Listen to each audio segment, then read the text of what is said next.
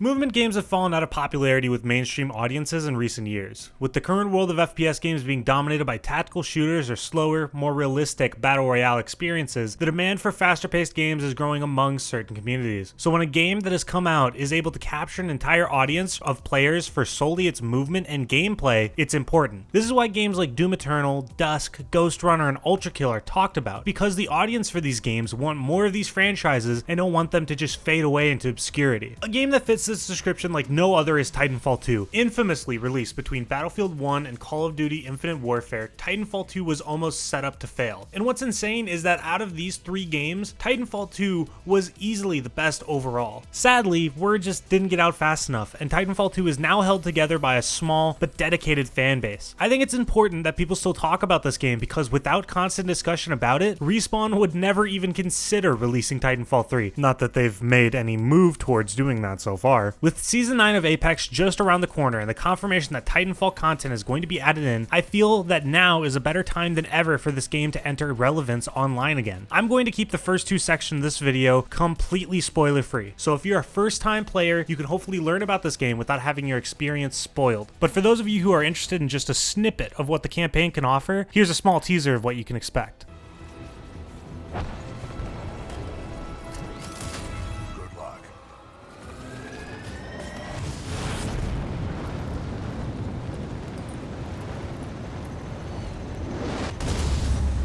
Titanfall 2's gameplay is brought up by so many people for a reason. It is damn good. If you're playing the campaign first, you're introduced to the guns and movement, and it quickly becomes second nature. Running, sliding, wall running, and double jumping soon just feel natural. And honestly, it'll ruin Apex for you, because playing in the same universe without these feels so wrong. What's really fun about the movement as well is that it also has a skill ceiling. This game rewards you for getting better by allowing you to grenade jump or slingshot with the grappling ability. The bread and butter of this skill ceiling, however, is something baked right into the engine Titanfall 2 was built around. If you're unaware, Titanfall 2 was made using a heavily modified version of the source engine, which means when you're in the air, strafing builds momentum, and you can usually keep or even continue to build that momentum while jumping. In other terms, it means you can do this.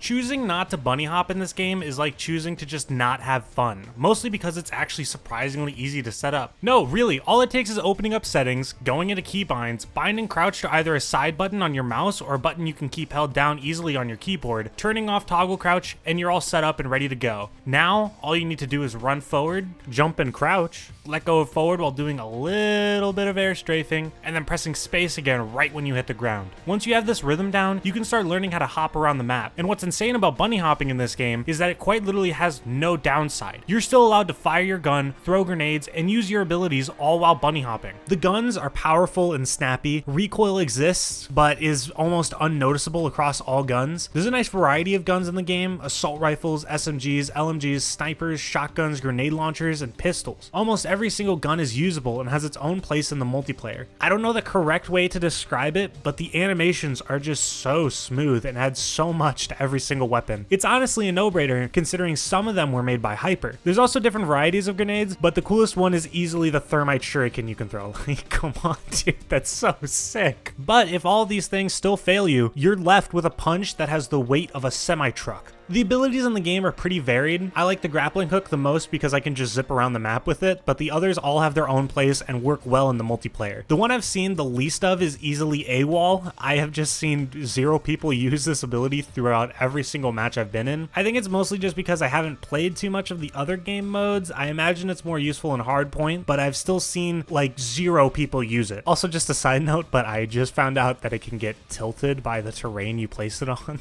Why? Why would they make it like this? Considering the game is called Titanfall 2, I have to talk about these guys eventually. There's 7 different loadouts, and don't worry if this looks confusing to you as someone new to this game. You're not alone. There's a lot to look at here, and every new person I've seen pick up this game and hop into multiplayer for the first time always asks, what does my Titan do? How does it work? What do I do with it? Which one is the Titan I should pick? Even so, each Titan has its strengths and drawbacks. Some have more drawbacks than others, and some are easier to pick up than others. As a pilot, you can climb onto Titans, and as a Titan, you have countermeasures you can deploy to get pilots off of you before they can take out one of your batteries or throw a grenade into your hull. Your teammates can also kill pilots as they're on your back. All of these elements come together to make a really fun multiplayer experience that's worth a try, and a campaign that's executed so well you're actively missing out if you're not trying it. Speaking of the actual multiplayer, as I've said, it's pretty fun. My experience mostly comes from playing attrition and pilots versus pilots the most, so I can talk about those confidently. Attrition has you starting out as a pilot on the ground, and you either need to kill other pilots or grunts to build up to getting your own Titan. Once you get your Titan, you battle the other team's Titans and pilots until someone wins by getting more points. Pilots versus pilots is exactly what it sounds like. You battle pilots in what is essentially team deathmatch. The team with the most kills wins. A unique thing I haven't seen in any other shooter I've played yet is that once both of these game modes is over, and if you're on the losing team, you have to get to a dropship and escape. If you manage to actually get on the dropship, the match won't count as a loss on your record. It creates a really unique dynamic that, for me, works to make the last moments of each game some of the most fun, even if that fun might sometimes come at the expense of someone else's failure. No! It's so stupid! This game's so fucking dumb! I hate it! I'm done! Alt F4! I'm fucking done! Why can't I Alt F4? Stop. It's so stupid! This game's so fucking dumb, dude! I With all of these things said though, the number one question I have is why is Titanfall 2 still dead? At first, I'm inclined to agree with popular opinion. EA mismanaged the release of Titanfall 2 by releasing it between Battlefield 1 and Call of Duty Infinite Warfare, which, for those who don't remember, was bundled with Modern Warfare Remastered. But once I really sit down and think about it, Titanfall 2 has had numerous videos and articles boosting its popularity, so why is it still dead? The answer changes depending on every single person you ask. For some, the lack of competitive nature and real rewards for playing make them get bored of the game. For others, they'll tell you that the unique Titan combat kills the game for the average player. Some people believed Apex's popularity ultimately killed the game, because why play Titanfall 2 when you can get a more refined version of the gameplay in Apex? Others might say it's none of that, and that the balancing decision behind making some weapons or kill streaks just slightly better to use than others makes for a quote-unquote no-brainer decision to use an SMG that's like 95% accurate while hip firing and can kill anyone at any range over any other gun. But none of these are definitive reasons for a low player count. They're all just opinions from people about their own personal experience of the game. So with no real answer outside of popular opinion, I'm left to agree with it until I can find a better reason. One thing from this game, however, I don't think will ever die out or stop being talked about is the campaign. Without getting into specifics just yet, it's easily one of the best in the entire FPS industry. While it may be short, a standard playthrough will take you about 3 to 4 hours, I'd rather play a game where I'm left wanting more than a game that I'm sick of. Each level is so well done, and this one, oh my god, this level honestly on its own is worth buying the game for. The story itself is actually pretty good and engaging. Don't get me wrong, the story is definitely like an action movie. You have a fantastical plot with insane set pieces and characters that just get introduced and come in and out of the story, but Respawn knows that, and they know what type of story they're telling. The characters and their performances are all worth your time. I'm honestly just running out of words to describe the story as good without telling you about the story itself, so I'm going to get into it. A final warning, this is the spoiler section, and I highly recommend you back out and play the game if you're interested. This game's campaign is an experience that you should experience for the first time on your own. Alright, Titanfall 2 begins with a cutscene explaining the importance of pilots and their Titans and the militia versus the IMC. And is that Matthew Mercer? Despite recent victories at Demeter and beyond, we have a long way to go before the IMC is defeated. Oh shit. Wow. Well, okay. Well, if you don't know him, you may know him from literally everything, or also just these things. Anyways, in this cutscene, it's explained you're in the middle of a war against the IMC, a corporation responsible for harvesting the natural resources of the planets in the outer colonies of space and ruining life there for the citizens. In response to this, the citizens of these outer colonies formed the Frontier Militia and now fight the IMC to protect their planets. After this cutscene, you're introduced to Jack Cooper, the main character who is a militia rifleman. Essentially, he, and by proxy you, are just a grunt, here to assist the militia as ground forces on a classified operation. Jack is a rifleman who hopes to one day become a pilot, and thus he's currently being mentored by Captain Ty Lastimosa. In his simulation, you're introduced to the mechanics of the game, and also introduced to the Gauntlet. What's insane about this campaign is that the most popular level, by far, is this tutorial level. Literally just look up Titanfall 2 Gauntlet speedrun. It's an insanely competitive run, and really interesting to see done correctly. Once you're done placing your time in the gauntlet, Lastimosa informs us it's time to call in our own Titan. Lastimosa introduces us to his Titan, BT-7274, and instructs us to call in our own. But once we do, we're interrupted as IMC forces have ambushed the militia forces. The game now properly opens to a beautifully done title card as we drop down into the battlefield. On the ground, everything goes to shit. A militia ship has been shot down and we're almost murdered by an enemy Titan before Lastimosa saves us in the nick of time. However, before Lastimosa can turn the tide of our ground battle, he's badly injured by the Apex Predators, a group of mercenaries hired by the IMC to transport something called the Ark. Kuban Blisk, the leader of this group, inadvertently saves us by telling his team that they need to move out and that there's only 18 hours until the Ark is ready for transport. Once we wake up, Lastimosa, in his dying breaths, transfers control of BT to us. After burying him and finding a new power source for BT, we're properly introduced and we're off to get a second battery for BT. As we talk, we learn that BT has a very peculiar sense of humor. But don't worry, BT. I'm not going anywhere. Understood, but I do recommend you move. IMC salvage teams are not far away. I mean, I'm not leaving you. It is a common requirement for pilots to maneuver in situations without a linked Titan. And that he had been linked to Lastimosa for 973 days before his death. After getting BT his second battery and getting him up to full capacity, we learned that BT has 3 protocols: link to pilot, uphold the mission, and protect the pilot. The mission we're now assigned is what Lastimosa's mission was before his death: resume the special operation and rendezvous with Major Anderson. On our way to Major Anderson, we fight through multiple IMC facilities and kill 2 of the Apex Predators and steal one of their radios to listen in on enemy comms. Also, just to note, this sequence is insanely well done, and on my first playthrough was actually somewhat challenging. Once we reach Major Anderson's location, we begin the best mission in the game. As we enter the facility, we're warped back in time. No, I'm not joking. You are actually warped back in time. What just happened? There are distortions throughout this facility, and they appear to be causing a rift in time.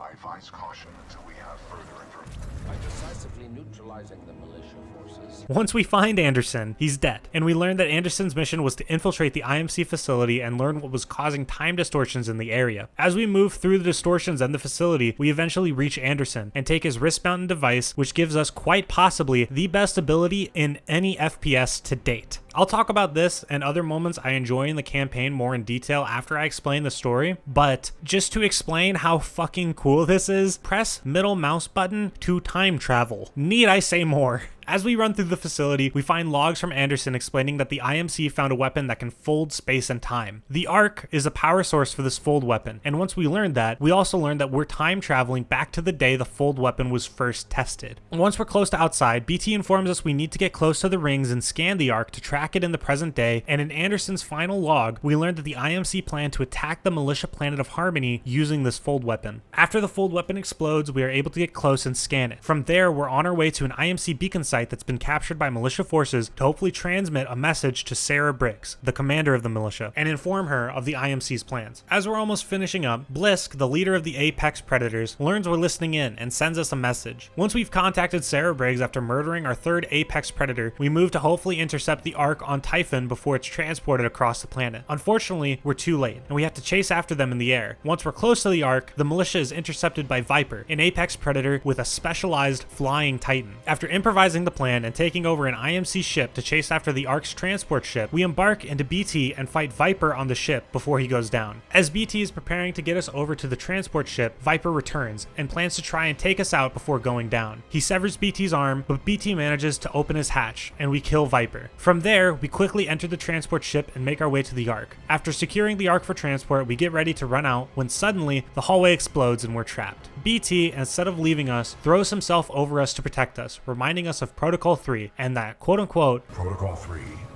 I will not lose another pilot.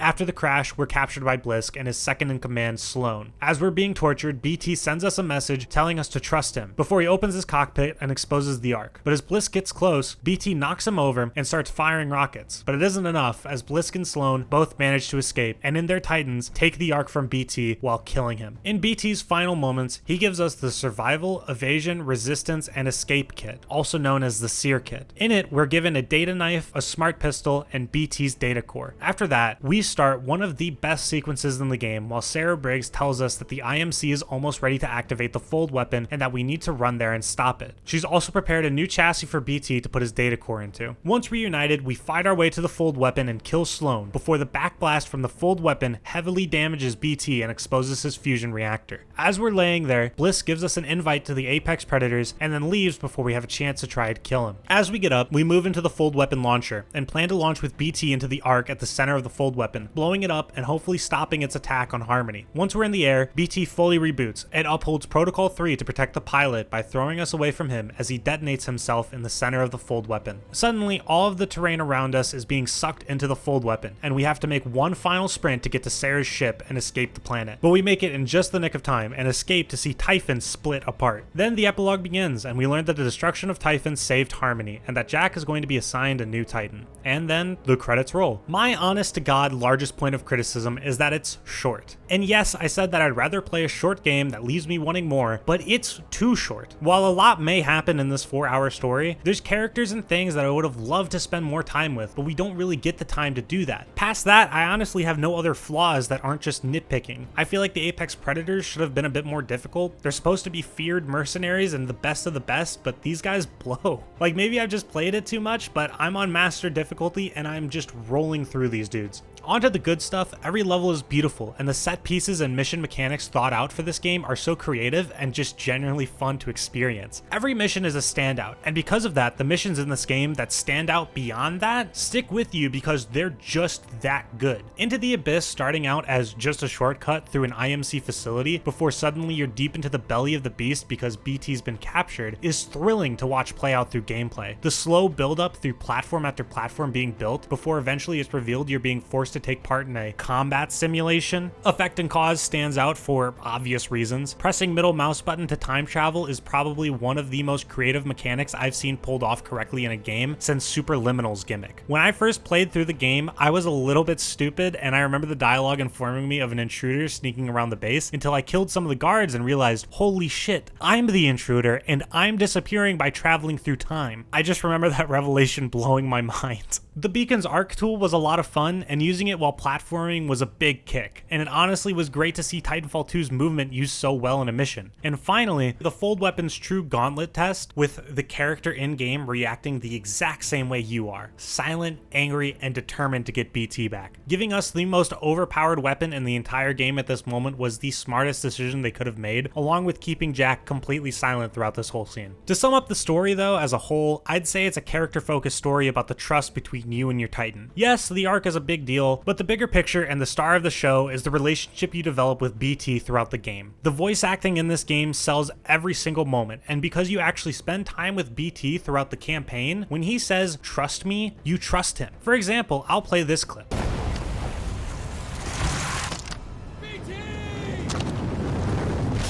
Got you.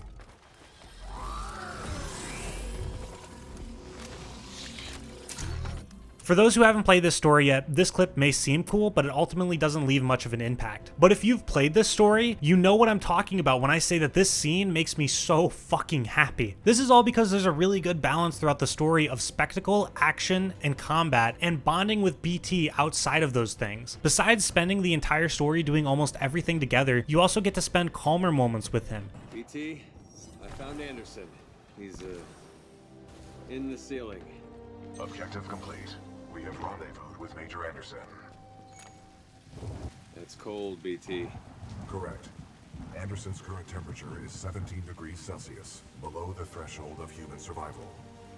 And that's the thing that a lot of campaigns in the FPS genre today don't execute well. They think that you're able to bond with characters and immerse yourself in a story if you just do everything with the characters and experience spectacle after spectacle. But I need moments to calm down, decompress, while still being active in the world if I'm going to try to immerse myself. If you can do that with the characters you want people to bond with, then even better. But quiet moments with characters you want people to care about are just as important as the loud moments. To end off, I'll talk about the soundtrack. Stephen Barton delivers an amazing performance that, when noticed in the campaign, enhance all of the best moments. The opening of the game, hearing the soundtrack swell as I'm taken further into the IMC facility during Into the Abyss, the fold weapon test playing during the credits and during Effect and Cause. There's just so many moments that work on different levels because of the music behind them that it's hard to list every single one in a small segment of a video. And even then, you're just not getting the full experience. The two best examples I can give you are the Seer Kit scene and the final platforming section before the end of the game. The Seer Kit scene is made not just because of the emotion behind the moment, but because as the music swells through your run and you learn that BT is going to be brought back to you, the music gets more hopeful as your sights are set on a clear destination. Without the music, this scene just isn't nearly as impactful. No, seriously, listen for yourself.